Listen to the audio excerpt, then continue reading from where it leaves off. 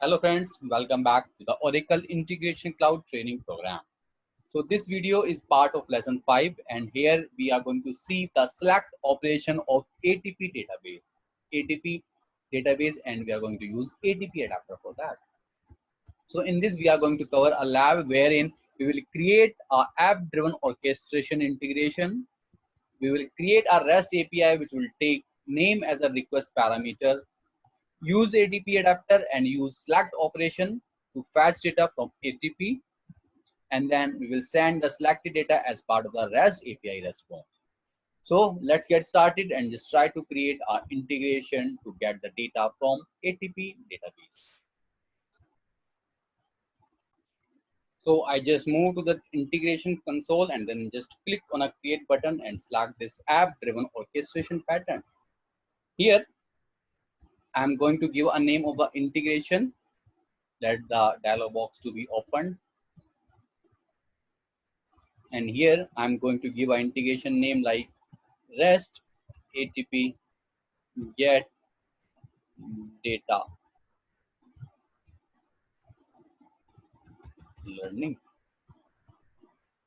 And now just click on a create button. Now I am using this REST connection learning REST connection, and here I will say get users and then click on the next button.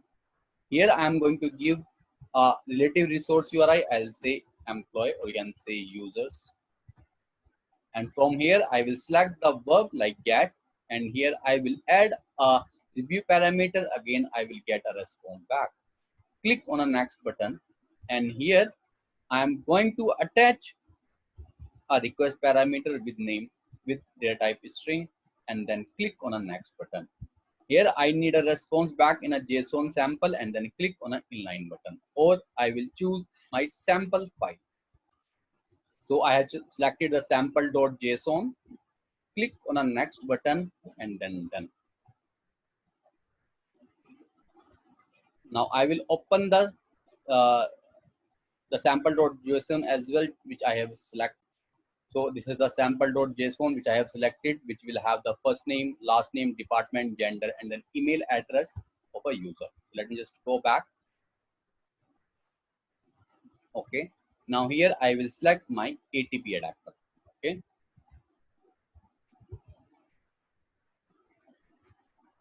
I'll say fetch data, and from there I will use perform an operation on a table, and from here I will use select option. The select option will allow me to select the data on a particular table. Click on the next button, and here just choose the schema admin and then search. Use this employee table and then import table. Once you do this, now you can manage review and filter columns. So I will just edit it, and I will remove this supervisor and then click on a OK button. Now here I will add a where clause. So just use this review and edit SQL query. Click on a edit, and here click on edit using expression builder, and then click on new criteria, add new, and here by default it takes a ID, which it is because it is the primary key, but you can change it as well. So I will choose first name. Okay. And then I will use this like ignore case operator. You can use anyone, and then I will use a parameter, and here I'll say first name. First name is my query. That will be my that is the parameter which I will send in the where clause. Okay, so this has been changed. I will use like ignore case. Then click on a OK button. Once you click on a OK button, here you see the where clause has been added, like where upper first name like upper first name. So this is the parameter which I will map, and then click on a OK, then OK, next, and then finish your wizard. Just save your integration, change the layout, and here I will say I will map. I'll edit this mapper, and here I will map the template parameter with my first name. Okay. So this is the name which will come from a user, and I will choose drop on the first name. Validate it and then close it. Just save your integration, and here I will add a mapper. I can add a ad hoc mapper. Just add a mapper. You don't require this mapper, you can delete this as well. And then response mapper,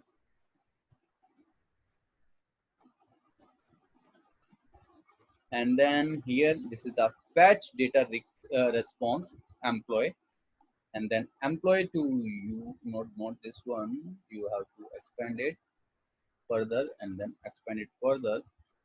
Just employee to user, and then map first name to first name, last name to last name, and then gender to gender, department to department, and then finally email address to email. Just validate your mapper and then close it. Now your integration configuration is completed. Just save your integration and then only enable the tracking parameter. Okay, and then name. Save your integration. Just save your integration and then close. Here you will see you will be returned back to the integration page, and now just activate your integration, enable tracing, and then include payload, and then activate. So here I will log in into my SQL Developer Web of ATP. Let it has been activated, and I will search a user with a particular name. Let me just see how many records are there. Okay, I will make a select query, select count star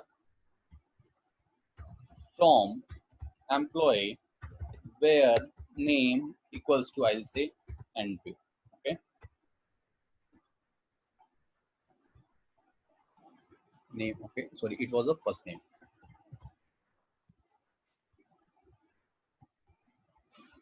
So I have 75,000 records. Now just go there, and here when you come onto this UI, right? So this is the latest UI, and this UI gives you an option to test your integration from here itself. So just click on how to run and then test. Once you click on a test page will be open from where you can test your integration. Here you need to put a name, Andrew, and then test. Once you click on a test button, it will send the response back. Here you see all the data matching with Andrew has been fetched. So this has the same data. It is because in the database I have same records of the Andrew. So you can see the data has been fetched. Now there are 75,000 record has been fetched for the user. Okay, if you put another name and then test, then another user you can filter out. So this is how you can get the data from a ATP database with the help of select operation. Okay guys, thank you for watching this video. Thanks, bye.